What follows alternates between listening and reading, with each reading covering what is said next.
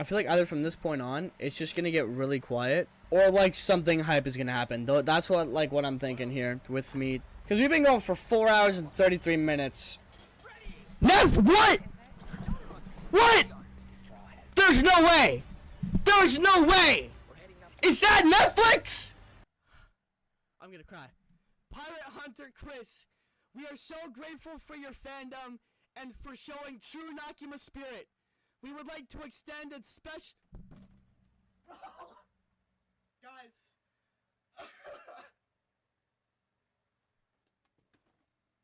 Hold on. We would like to extend a special invite to attend the One Piece premiere screening in Los Angeles so you can show with us. I'm gonna be the king of the pirates! So guess who has finally seen the One Piece live action? Yes, that is right. I was able to go down to LA, attend the world premiere, and watch the first episode an entire week before it drops on Netflix. Now, I'm sure you're probably wondering, how did little old Pirate Hunter Chris get invited to such an amazing event all the way down in LA when he lives all the way close to Toronto?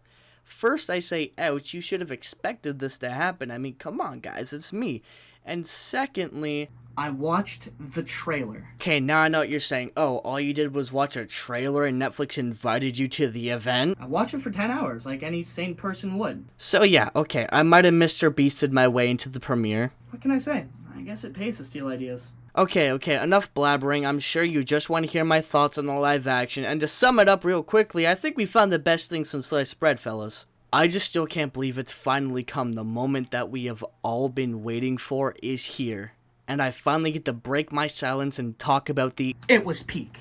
I think it's safe to say I loved this first episode, and no, I'm not just saying this because Netflix flew me out to the event or anything like that. I genuinely mean this when I say this episode had me hooked from beginning to end. This was it, the show I had been glazing on TikTok for almost 2 years now. Before I fully get into my review, I do want to make it clear that I've only seen the first episode, so this review is completely based off of that, and I will probably do one once I've seen all 8 episodes. I don't know how long that video will take, because this video already took so long to just try and write and get my thoughts out, but with all that being said, I guess I'll just get started with, I loved this episode. It was everything I wanted and more. It was so good. And man, I've never felt so much pressure just talking about one episode of a show before. This was seriously just honestly such a hard script to write, and I hope I can put my thoughts through there. I don't know, I don't like sounding all professionally and all, oh, I'm a reviewery, so hopefully we have some fun with this review. Okay, I got this. Alright, so first of all, let's start with the obvious, and that is Zoro. Shocking absolutely nobody, I loved Zoro in this episode. McKenna brought just such a cool energy to Zoro and made his fight scenes look so cool and effortless, which I mean, that's Zoro just in a couple words. Well, granted, we didn't get to see any of the dumb side that I've also come to really love with Zoro. This episode was really focused on introducing the badass side of Zoro. I loved it. But I also really loved the bad boy side of Zoro that we mainly got in this episode. And dude, I cannot stress enough how cool Zoro's fight scenes looked in this episode. They had my man doing some crazy flips, 3 sword style, something you would think would not work at all in live action. Looked so cool, and it was just a moment that gave me absolute chills. Like I sat there, I'm like, oh, he's about to use 3 sword style. It was just, they did it, man, they did it. From his first fight scene with Mr. 7 all the way to the end with Axe Hand Morgan, he's just such a badass in every single scene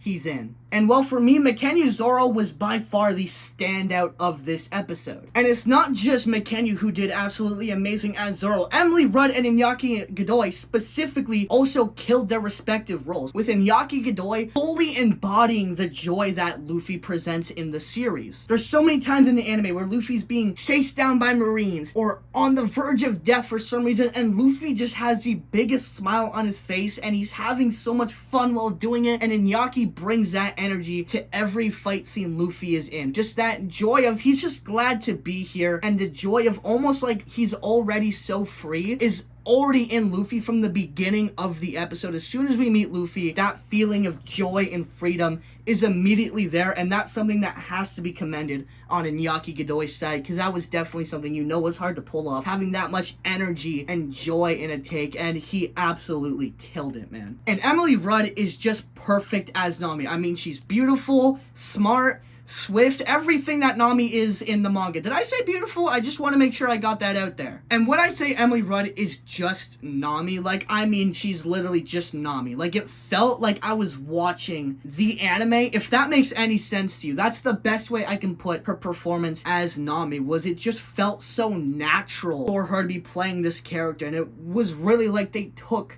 the character I loved from the manga and anime and put her on the big screen. Out of all the casting, this is one of the roles that feel like this is like just destiny. Iñaki and Mikenyu are great, and they are the characters as well, but there was something about how Emily Rudd played Nami, at least in this first episode, that just like, again, the best way I can say is it felt like I was watching the anime. And I know that doesn't make sense, but for those of you who are worried about Emily Rudd's portrayal, because I know there is some people out there who have been worried about that, at least in my opinion, she did perfect from the episode I've seen, and I'm really excited to see how Emily, Iñaki, and Mikenyu all continue to grow these characters in the next 7 episodes. And for the episode itself, it was okay.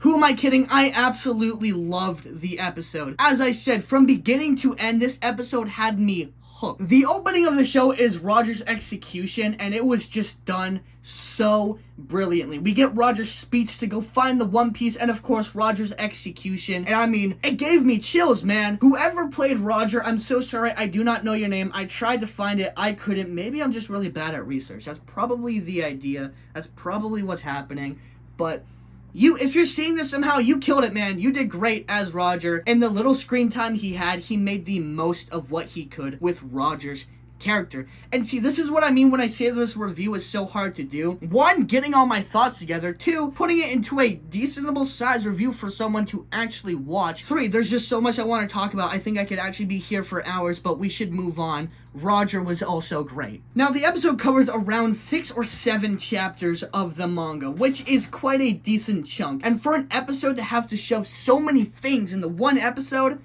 honestly, I think they did the best they could, and I loved how it turned out. Now, this is where I want to put a very, very minor spoiler warning. So if you have never seen One Piece before, and this is your first time going in, I highly recommend you skip to this time code here after the spoilers, just because I don't want to ruin even the smallest details for you, which I might have already. Sorry about that. Alright, so let's talk about the pacing, which is really one of my only issues with this episode. Now, I feel for the most part, this episode was really fairly paced. I love the stuff at Shellstown with Morgan, Zoro, and Nami. Like I said, all of that stuff was great. Action Morgan played really well. The fight scenes in Shellstown were, again, amazing. I can't stop saying good things about this, except for one thing, and that is Alvida. Honestly, I feel like the pacing was really fast there. Now, granted, I might not be remembering how fast it was in the manga and in the anime, but in terms of just the live action, it felt like they could have slowed Alvida's stuff down by just a little bit, because it kind of felt like beat, beat, beat, beat, beat, and we were just skipping around, just trying to get rid of Alvida so we can get on to Captain Morgan and Shellstown. Along with that is Luffy's flashback, which I'm very iffy on exactly how I feel about it. I know I like it, I just don't know to the extent that I like it, because they changed things and my brain went,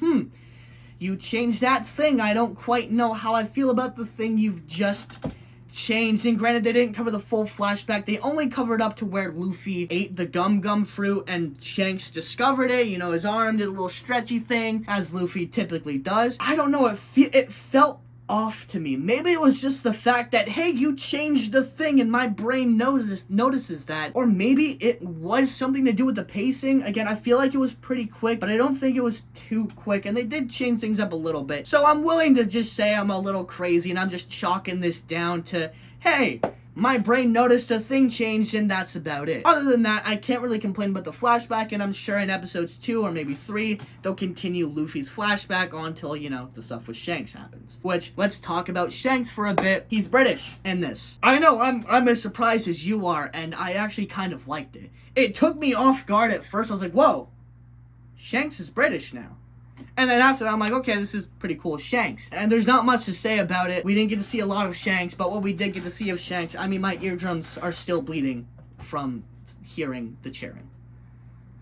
Please send me to a doctor, Netflix, please. Welcome back, non-spoiler people, or you might have left, in which case, that's cool.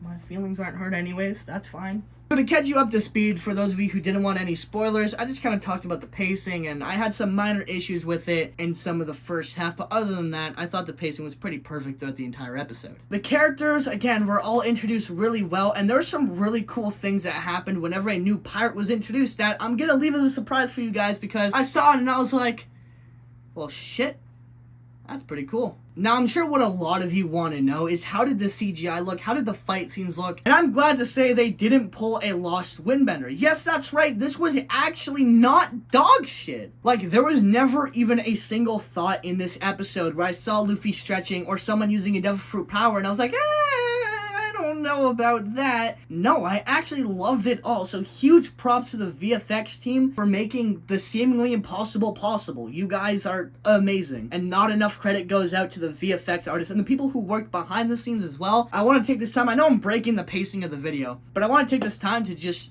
congratulate the team who worked on this, from sound, audio, everyone. I know so much love and care went into this, makeup and everything. You guys are appreciated. Now let's get back to talking about the episode. And since we're talking about action scenes, I'm sure I don't need to bring it up, but McKenyu absolutely stood out here as Zoro. He stole the show. What I mean, he stole the show is his. He took it, and he's not giving it back ever. Now, I know I just keep coming across as a fanboy for McKenyu, but if you saw the moves he was pulling in this episode, you'd be on your knees too. I promise you that. Bro had everyone clapping like when Marvel movies used to be good. Do you remember that? When you'd go to a Marvel movie, by the way, and just go, woo! Good times. Good times. That One Piece brought back that feeling, though, so that's good news, is that we were all cheering, we had so much fun, and again, anytime Zoro just breathed, I felt like I was, like, about to have a heart attack. Dude stole the show. And just seeing how they implement Zoro's fighting, and him doing new moves and flips and everything, same with Luffy, and even Nami had some really great fight scenes in here, it makes me so excited to see how they're gonna handle, say, someone like Sanji and his kicks and his unique fighting style in the anime. As we know, Taz Skylar trained in kickboxing and all this stuff to be able to play Sanji, so I'm really excited to see what Taz can bring to the table to compete with someone like McKenyu. I mean, come on, like Zoro versus Sanji, come on. Taz, I'm sure you're great, but, you know, it's Zoro. Come on, guys, come on. And to wrap up how I feel about the action, it was one of the best things about this episode, and they really showcased everything you need to know about this show in this single episode. From the action, to the characters, to the pacing, to everything, I feel this episode is really showing you what you're in for with these next 7 episodes, and it's a great pilot episode to introduce you to the world, give you some of the world building that a lot of the stuff they mentioned, especially this early on in the story, really took me back and surprised me that they're really thinking far ahead on how they want to make this show work. I can't mention specifics, but in episode 1, when we first meet Zoro, some major things are mentioned there that aren't mentioned till later on in the story, which just shows that they're thinking ahead. They're thinking about season 2, 3, 4, and so on, and I can really appreciate that, and it's going to make the world building feel even more grand when we get to those moments later on. There's so much for longtime fans and even new fans to appreciate in this episode, and that's what I love about this, is that in this episode alone, you can just really see how much passion and love went into making this show. You can tell, whether they're new or old, everyone working on this show, at least now, is a One Piece fan, and they became a One Piece fan working on this show. There was so much love and care, attention to detail, Easter eggs, foreshadowing, everything put into this. It would be pretty hard for this not to be made by true One Piece fans. And unfortunately, without getting into direct spoilers, that's really all I can say about this episode. Again, it was such a great experience to watch this episode, to really enjoy it and take it all in. The love and passion and care, the acting, everything about this episode was so so good, and it leaves me desperately wanting more for episode 2 and episode 3, and I cannot wait to watch the other episodes when they release. I know people in France got to watch episode 2, and I love hearing how cool Buggy is. We got to see a little bit of Buggy in episode 1, and I mean, perfect casting as well. But I only saw Buggy for like maybe a minute max, so I didn't really want to bring him up in this review, except for the end here, just to mention Buggy, because we all love Buggy, and I'm excited to see Buggy in the live action in episode 2. I think it's gonna be crazy. But now I wanted to talk about my trip down to LA, because as we know, Netflix, they joined my stream and they flew me all the way down to LA to talk about this show. So before I end the video, I do want to talk about that and thank you guys, because I would not have gone to LA if so many of you weren't in the stream cheering me on and wanting Netflix to bring me to the premiere or bring me on the show or this or that. And if anyone from Netflix is watching this and you've made it this far, again, I just want to say thank you so much for inviting me to the premiere. I had so much fun down there. It was such a great experience, and I loved the episode, and it was great. So now let's talk about my experience down in Los Angeles at the One Piece premiere. Like I said, it was amazing. I had so much fun. Me and my buddy, we got all dressed up in suits because we had to look fly down at the LA premiere. And we got the whole pier just for One Piece fans. We went on some fun rides. We had a bunch of like different devil fruit themed foods and drinks, had some great ramen. Even got to meet a lot of the Netflix staff there, and a lot of them, or all of them actually, were really nice, really friendly, showing us around, just being great people. It was so much fun there. I can't express enough how great this trip was and how amazing the people were I met. I got a really cool gift basket full of stuff. I'm wearing one of the sweaters right now. I got the straw hat, and of course I got this straw hat bling from a staff at Netflix, which is just so cool. He gave it to me personally at the event, and I don't know, I just felt so special there. And this was like, I think the most One Piece move Netflix or any studio could ever pull is to just bring someone there and bring them on and give them such a cool experience. We even cheers to One Piece, and then watching the episode again, it was just a whole nother experience. Cheering, screaming, fans going crazy. It was honestly one of the best nights and best weekends of my life. So thank you to Netflix for inviting me down there. And I also got to go on the One Piece live action banquet. I'll link it down below, where I talk a lot more about my experience down there, and I had a lot of fun. I grabbed like everything I could. I got permission. I want to make that clear. I'm not a thief. Well, I did steal a 10-hour idea from Mr. Beast, but that's not the point. I stole, like, even my table reservation thing. I just took everything I could just for the sentimental value of going to the event.